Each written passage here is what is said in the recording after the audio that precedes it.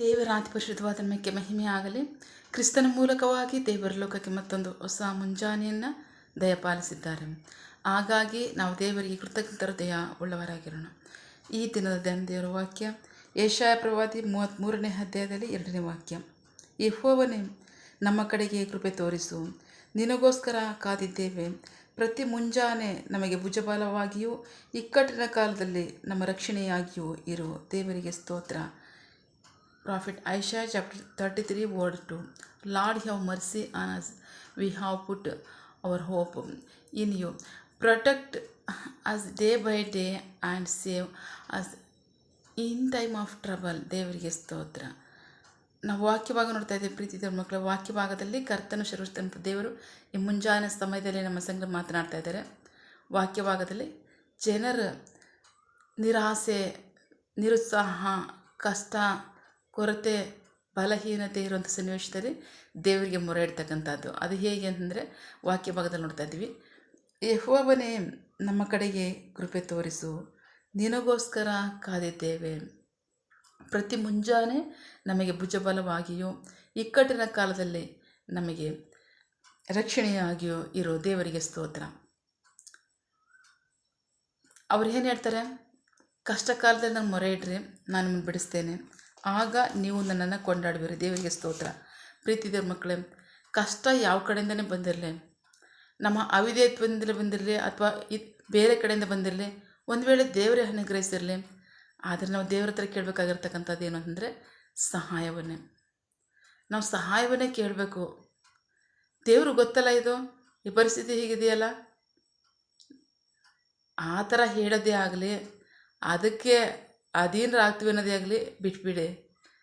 ನಾವು ಅವ್ರ ಹತ್ರ ಯಾವಾಗಲೂ ಸಹಾಯವನ್ನೇ ಕೇಳಬೇಕು. ಅವ್ರು ಹೇಳ್ತಾರೆ ಗೊತ್ತಾ, ನನ್ನ ಕಿವಿಗೆ ನೀವು ಏನು ನೀವು ಹೇಳ್ತಿರೋ, ನನ್ನ ಕಿವಿ ಕೇಳ್ತಾರೆ, ನೀವು ಏನು ಮಾತಾಡ್ತಿರೋ ನಾನು ಹಾಗೆ ಮಾಡ್ತೀನಿ ಅಂತಾರೆ. ಸೊ ಹಂಗಾಗಿ ನಾವು ಅದನ್ನು ಅನ್ಕೋಬಾರ್ದು.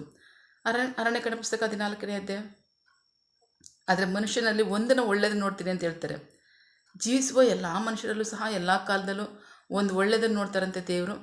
ಧರ್ಮೋಪದೇಶ ಕಂಡ 4ನೇ ಅಧ್ಯಾಯದಲ್ಲಿ ಹೇಳ್ತಾರೆ, ಅವರು ನನ್ನ ಮಾತನ್ನ ಕೇಳಿ ನಾವು ಅವ್ರ ಮಾತಿಗೆ ವಿಧೇಯರಾಗ್ತೀವಿ ಅಂತ ಹೇಳ್ತಾರಲ್ಲ, ಅದುವೇ ನನ್ನ ಮನುಷ್ಯನಲ್ಲಿ ನೋಡ್ತಕ್ಕಂಥ ಒಳ್ಳೆಯದು ಅಂತ. ದೇವರಿಗೆ ಸ್ತೋತ್ರ. ಸೊ ಹಾಗಾಗಿ ನಮ್ಮ ಥರ ಒಳ್ಳೆಯದನ್ನು ನೋಡ್ಬೇಕಾ ದೇವರು, ನಾವು ವಿಧೇಯರಾಗಬೇಕು. ಕಷ್ಟ ಎಷ್ಟೇ ಇರಲಿ, ನಾವಿನ್ನೂ ಸುರಕ್ಷಿತವಾಗಿದ್ವಿ ಅಂದರೆ ಅದು ಅವರ ಕೃಪೆಯೇ ಹೊರತು ನಮ್ಮ ಸಾಮರ್ಥ್ಯ, ನಮ್ಮ ಬಲ, ನಮ್ಮ ಜ್ಞಾನ ಅಲ್ಲ. ನಾವು ಕಷ್ಟದಿಂದ ತಪ್ಪಿಸ್ಕೊಳ್ಳೋಕ್ಕೆ ಜ್ಞಾನವನ್ನು ಉಪಯೋಗಿಸ್ತೀವ, ಅದು ಅದರಿಂದ ಸಾಧ್ಯ ಅಲ್ಲ. ನಾವು ನಾವಾಗೆ ಏನಾದರೂ ಸಹಾಯ ಪಡ್ಕೊಂಡ್ವಿ, ನಾವಾಗಿ ಪರಿಸ್ಥಿತಿನ ಬದಲಾಯಿಸ್ತೀವಿ ಅಂದ್ಕೋತೀವಿ ಅಂದರೆ ಖಂಡಿತವಾಗ್ಲೂ ಅದಲ್ಲ, ಅದು ಅವ್ರ ಸಹಾಯನೇ ಆಗಿದೆ.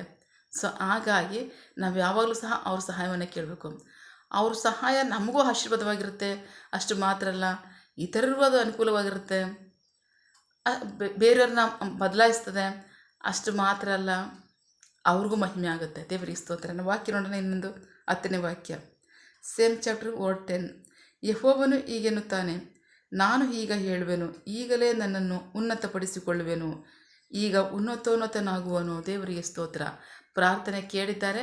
ಪ್ರಾರ್ಥನೆ ಕೇಳೋರು ಹೇಳ್ತಾರೆ, ಖಚಿತವಾಗಿ ನಾನು ನಿಮಗೆ ಸಹಾಯ ಮಾಡ್ತೇನೆ, ಖಚಿತವಾಗಿ ನನ್ನಿಂದ ನಿಮಗೆ ಸಹಾಯ ಬರುತ್ತೆ, ನನ್ನ ಕೃಪೆ ನಿಮ್ಗೆ ಉಂಟು, ನನ್ನ ಸಹಾಯ ನಿಮಗುಂಟು, ನನ್ನ ಬಲ ನಿಮಗುಂಟು, ನನ್ನ ಆದರಣೆ, ನನ್ನ ಸಮಾಧಾನ ನಿಮಗುಂಟು, ನಾನು ಮಾಡ್ತೀನಿ ಅದನ್ನು ಅಂತ ಹೇಳ್ತಾರೆ. ದೇವರಿಗೆ ಸ್ತೋತ್ರ.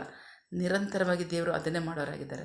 ಹಾಗಾಗಿ ಪರಿಸ್ಥಿತಿ ಏನೇ ಆಗಿರಲಿ, ನಾವು ಅವ್ರ ಹತ್ರ ಒಳ್ಳೆಯದನ್ನೇ ಕೇಳಬೇಕು, ಸಹಾಯವನ್ನೇ ಕೇಳಬೇಕು, ಮೇಲುಗಳನ್ನೇ ಕೇಳಬೇಕು, ಹಿತವನ್ನೇ ಕೇಳಬೇಕು. ದೇವರಿಗೆ ಸ್ತೋತ್ರ.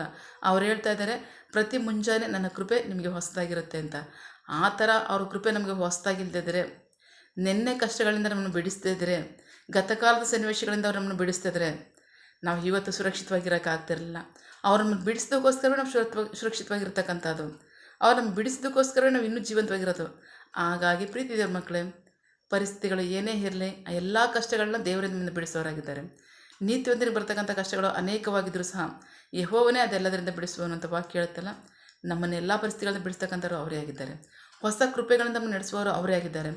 ನಮಗೆ ಭುಜಬಲವಾಗಿರ್ತಕ್ಕಂಥವ್ರು ಅವರೇ ಆಗಿದ್ದಾರೆ. ಸೊ ಹಾಗಾಗಿ ಪರಿಸ್ಥಿತಿ ಏನೇ ಆಗಿರಲಿ, ನಾವು ಅವ್ರ ಹತ್ರ ಸಹಾಯವನ್ನೇ, ಒಳ್ಳೆಯದನ್ನೇ, ಮೇಲುಗಳನ್ನೇ ಕೇಳೋಣ. ಆಮೇನ್.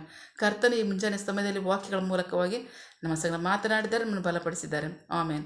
ಹಾಗಾಗಿ ಒಳ್ಳೆಯದನ್ನು ಕೇಳೋಣ, ಹಿತವನ್ನೇ ಕೇಳೋಣ, ಮೇಲುಗಳನ್ನೇ ಕೇಳೋಣ, ಆಶೀರ್ವಾದಗಳನ್ನೇ ಕೇಳೋಣ. ಆಮೇನ್. ಅದನ್ನು ಕೊಡೋದಕ್ಕೆ ಅವರು ಸಹ ಶಕ್ತರಾಗಿದ್ದಾರೆ, ಮನಸ್ಸುಳ್ಳವರಾಗಿದ್ದಾರೆ. ಆಮೇನ್. ಪ್ರಾರ್ಥಿಸಿಕೊಳ್ಳೋಣ. ಸಕಲ ಸೃಷ್ಟಿಕರ್ತನೇ, ಸರ್ವಾಧಿಕಾರಿಯೇ, ಸಾರ್ವಭೌಮನೇ, ಉನ್ನತನೇ, ಮಹೋನ್ನತನೇ, ಮಹಾಪರಿಶುದ್ಧನೇ, ಪ್ರೀತಿ ಸ್ವರೂಪನೇ, ನೀತಿವಂತ ನ್ಯಾಯಾಧಿಪತಿಯೇ, ಸೇನಾಧೀಶ್ವರನೇ, ಇರುವಾತನೇ, ಸರ್ವವ್ಯಾಪಿಯೇ ಸಪ ಇದನ್ನು ವಾಕ್ಯಗಳ ಮೂಲಕವಾಗಿ ನಮ್ಮ ಸಂಘ ಮಾತಾದಂತಹ ನಿಮ್ಮ ಪ್ರೀತಿಗಾಗಿ, ನಂಬಿಗಸ್ತಿಗಾಗಿ ನಿಮಗೆ ಸ್ತೋತ್ರ. ಕಷ್ಟ ಕಾಲದಲ್ಲಿ ನನಗೆ ಮೊರೆ ಇಡ್ರಿ, ನಾನು ನಿಮ್ಮನ್ನು ಬಿಡಿಸ್ತೇನೆ, ಆಗ ನೀವು ನನ್ನ ಕೊಂಡಾಡುವಿರಿ ಅಂತ ಹೇಳಿದ್ದೀರಾ. ಹಾಗಾಗಿ ಸಪ ಇಲ್ಲಿ ಒಬ್ಬ ಮನುಷ್ಯ ಮಾತ್ರ ಅಲ್ಲ, ಕುಟುಂಬ ಮಾತ್ರ ಅಲ್ಲ, ದೇಶವೇ ಕಷ್ಟದಲ್ಲಿದೆ. ಕಷ್ಟದಲ್ಲಿರ್ತಕ್ಕಂಥ ಸನ್ನಿವೇಶದಲ್ಲಿ ನಿಮಗೆ ಮೊರೆ ಇಡ್ತಾ ಇದ್ದಾರೆ. ನೀವು ಹೇಳಿದ್ದೀರಾ, ನನ್ನ ಕೃಪೆ ಪ್ರತಿ ಮುಂಜಾನೆ ನಿಮಗೆ ಹೊಸದಾಗಿರುತ್ತೆ ಅಂತ. ಅಷ್ಟು ಮಾತ್ರ ಅಲ್ಲ, ನಿಮ್ಮ ಪ್ರಾರ್ಥನೆ ನಾನು ಕೇಳ್ತಾ ಇದ್ದೇನೆ, ನಾನು ಮಹಿಮೆ ಹೊಂದ್ತೇನೆ, ನಿಮ್ಮ ಮಧ್ಯದಲ್ಲಿ ನಾನು ಕಾರ್ಯ ಮಾಡ್ತೇನೆ ಅಂತ ಹೇಳಿದ್ದೀರಾ. ಅದಕ್ಕಾಗಿ ಸ್ತೋತ್ರ. ಕಾರ್ಯ ಮಾಡಿ, ನೀವು ಮಹಿಮೆ ಹೊಂದ್ಕೊಳ್ಳಿ, ಜನರಿಗೆ ಸಹಾಯ ಆಶೀರ್ವಾದ ಉಂಟಾಗಲಿ, ನಿಮಗೆ ಮಹಿಮೆ ಆಗಲಿ. ಆಮೇನ್. ಪ್ರಾರ್ಥನೆ ಕೇಳಿದ ಪ್ರೀತಿಗಾಗಿ ನಿಮಗೆ ಸ್ತೋತ್ರ. ಆಮೇನ್. ನಿನ್ನ ಜನರು ಕೈ ಇಟ್ಟು ಮಾಡ್ತಕ್ಕಂಥ ಕೆಲಸವನ್ನು ಆಶೀರ್ವದಿಸು, ಅವರ ಅಗತ್ಯಗಳನ್ನ ಪೂರೈಸು, ಕೊರತೆಗಳನ್ನ ನೀಗಿಸು. ಆಮೇನ್. ಯಾವ ಕಾರ್ಯದಲ್ಲಿ ಅವ್ರು ನಿರೀಕ್ಷೆ ಉಳ್ಳವರಾಗಿದ್ದಾರೆ, ಆ ಕಾರ್ಯದಲ್ಲಿ ತಕ್ಕ ಸಮಯದಲ್ಲಿ ನಿಮ್ಮ ಚಿತ್ತಾನುಸಾರಗಳನ್ನು ಹೊಂದ್ಕೊಳ್ಳಿ. ಆಮೇನ್. ನೀವು ಹಾಗೆ ಮಾಡೋ ಪ್ರೀತಿಗಾಗಿ, ನಂಬಿಗಸ್ತಿಗೆ ನಿಮಗೆ ಸ್ತೋತ್ರ. ನಮ್ಮ ಪ್ರಾರ್ಥನೆಯನ್ನು ಕೇಳಿದ್ದೀರಾ, ಅದರಂತೆ ನಡೆಸ್ತೀರಾ. ಅದಕ್ಕಾಗಿ ಸ್ತೋತ್ರ.